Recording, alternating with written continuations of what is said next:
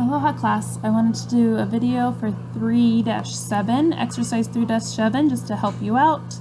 3-7 says refer to 3-6 for information. So this is the information that they're referring to that you want to collect to help you solve for 3-7. So this is similar to chapter 2, how we calculate a predetermined overhead rate. But just one rate isn't precise enough, so we have to calculate an activity rate because there's multiple activities in this complex product. And to better trace those manufacturing overhead, we have multiple cost drivers. And so these are some of our cost drivers for labor-related, purchase orders, parts management, board etching, general factor. These are all cost drivers. And this is a total cost expected, right, divided by a total estimated activity.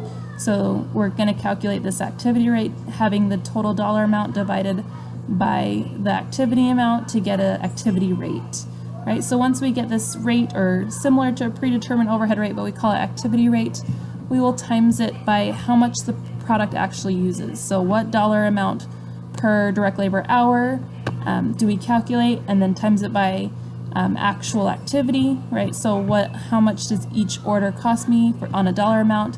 Times that by 100 orders, because that's what it takes to make product A, right? And so on, to try to find the amount of overhead we're going to apply for this job, right? And find our solution on how we're going to apply overhead a little bit more precise using activity-based costing. So this is from 3-6. This information was 3-6, and then we got this information from 3-7 exercise. So I need an activity rate. So dollar amount divided by allocation base or activity, right? So I can continue this formula on, right? This 90,000 divided by 1,500 would give me $60, right? So once I have this activity rate, this is standard for the whole company, and so I will times the actual amount of activity used for each product, right? Times it by the dollar amount per direct labor hour, dollar amount per order, and get a total amount and sum those up, and that'll be the amount that I apply to this product of manufacturing overhead that's going to be traced to this product, right? So we can copy these rates all across the board, right? We can paste the numbers themselves. Oh, make sure we get the right numbers in there. I think these are old numbers.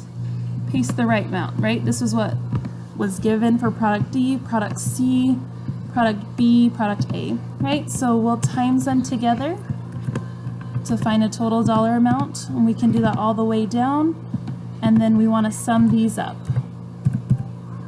right?